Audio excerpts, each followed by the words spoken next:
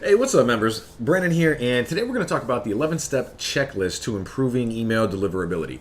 Now, emails are not dying out. I don't see them being completely dead anytime soon.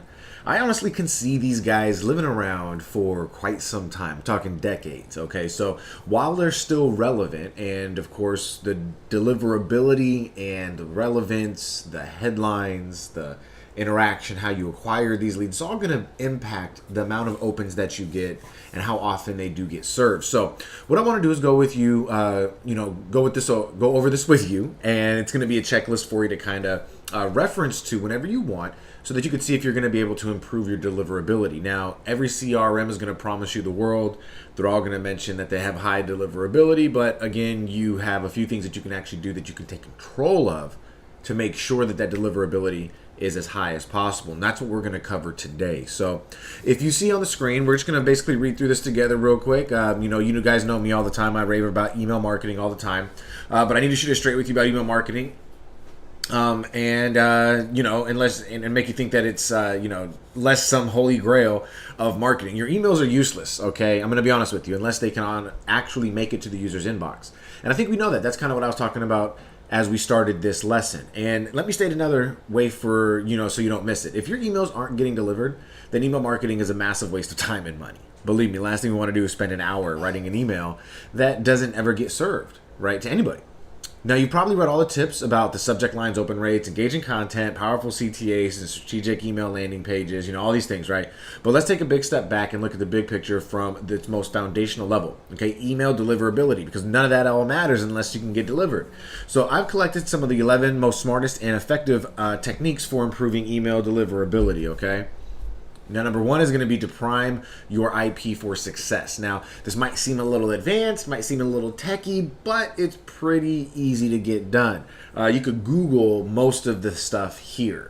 That's why we're not really going to put it into the academy, because there's really no point to it. It's really simple stuff. So the job of ISP, all that stands for is Internet Service Provider. Okay, so the Internet Service Provider, so Google, Google, or whoever it is that you have as your internet service provider, has filters to defend against spam emails. So how do you tell these filters that your IP is valid and trustworthy? And your IP is it's your location, it's your computer's address. And that's how people can tell you if, where you're located, and they can track, deliverability, response rates. They can answer all these questions through your IP address. So if you wanted to start any email campaign by sending small batches of emails, okay, that's where you want to begin. You want to send these messages to addresses that you know are engaged. So you could send them to, different dummy accounts that you could respond back to build this back up. You could send it to people who are colleagues and start to create it that way by changing over an email address, and then emailing colleagues and saying, hey, just wanted to reach out, let you guys know this is my new email address, and then reply back, okay, got it saved, perfect, what are you guys doing? And you can go back and forth for a little bit and start to build up that kind of IP, right? And as these emails are received and opened by engaged users, your IP will start to build trust in a manner of speaking with the ISP, right, with your internet service provider. And then it'll slowly increase the number of emails, and then you want to slowly increase the number of emails that you make until you scale to your peak volume. Okay, now that's one way that you could do it. That's one way. Okay, you could start out with a new email address, and you could just do it that way, right? Okay, now the second way is going to be to register a subdomain and use it only for email activity. So I don't recommend for everybody, but you may wish to create a subdomain that is exclusively for email marketing purposes. Over time, users will come to trust the subdomain, which is an added benefit. The real purpose, however, is that the subdomain will allow for domain-specific monitoring of your IP reputation and be able to succeed against some domain-based certification filters, okay? So it's a real little neat ninja trick real quick. It's not really a ninja trick, you're just using a separate domain, right? But you can do that. This is what we do, okay? A lot of this is what we do. Yeah, I mean, we pretty much do this right here with one of our emails. And now number 3 is implement a sender policy framework. So sender policy framework, or SPF for short, increases your trustworthiness in the eyes of receiving email server. And the server can cross-check the domain against the name, against the associated IP address to make sure that it's legitimate. And if you don't have an SPF in place, then your emails might get rejected. Okay. Number 4 is check feedback loops. So most major ISP provide internet service providers. ISPs provide feedback loops in which the email sender can gain information from the recipients who have complained about that sender's email. Pretty cool, right? And the way that works is, complaint feedback loops are, or FBLs, okay, for future reference.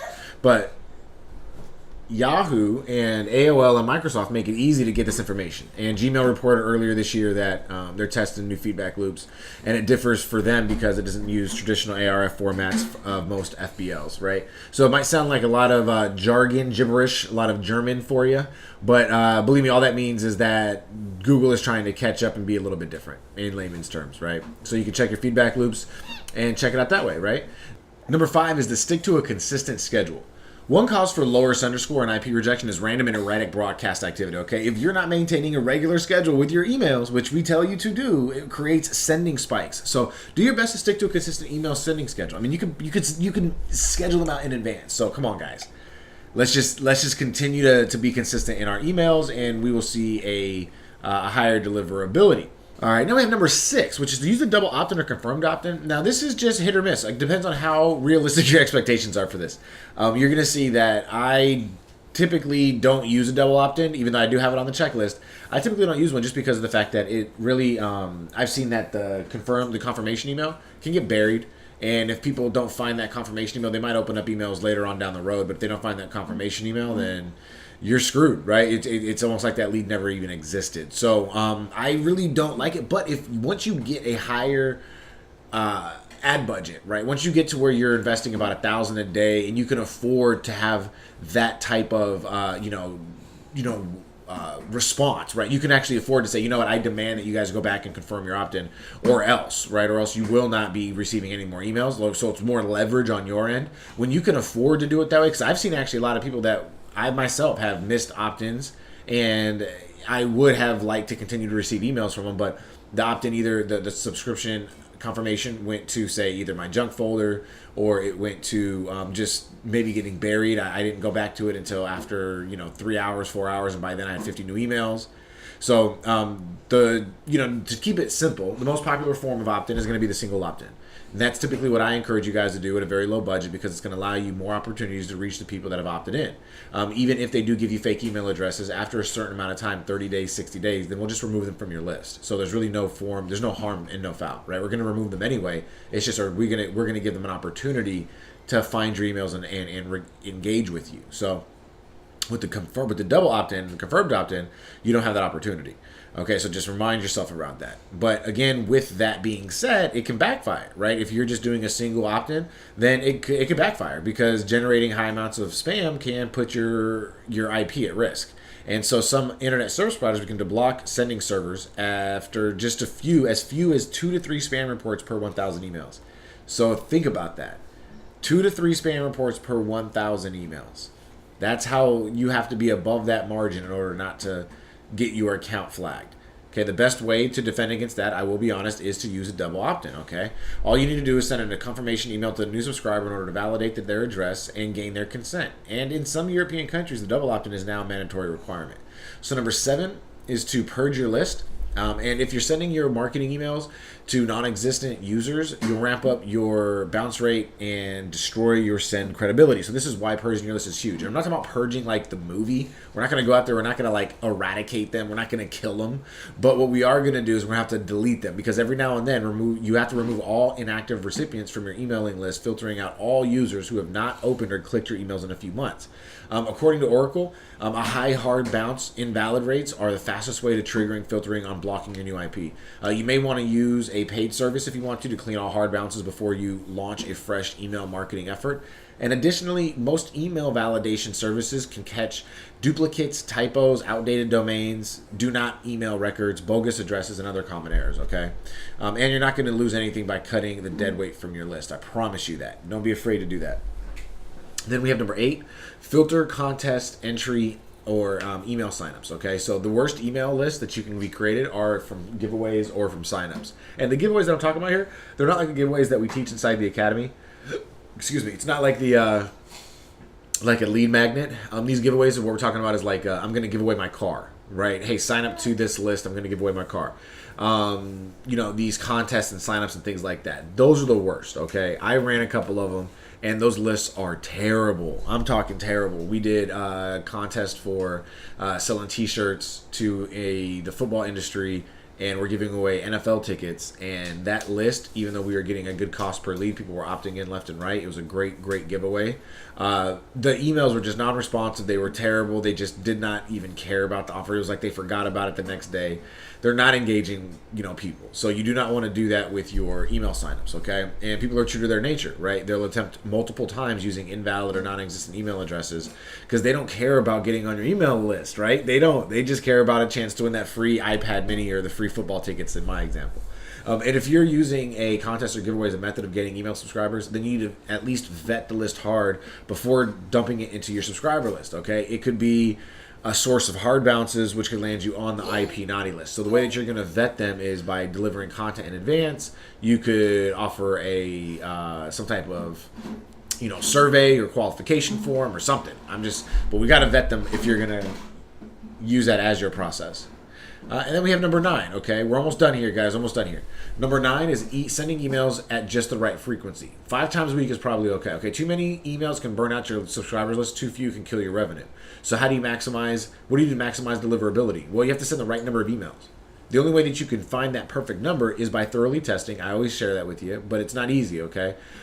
It takes a long time, and during which you can make some mistakes. So a good benchmark is 5 emails per week. You could try scaling up to 8 times per week, as long as you have really good content in between. So if you're sending 8 emails a week about sale, buy now, then you're going to burn your list out.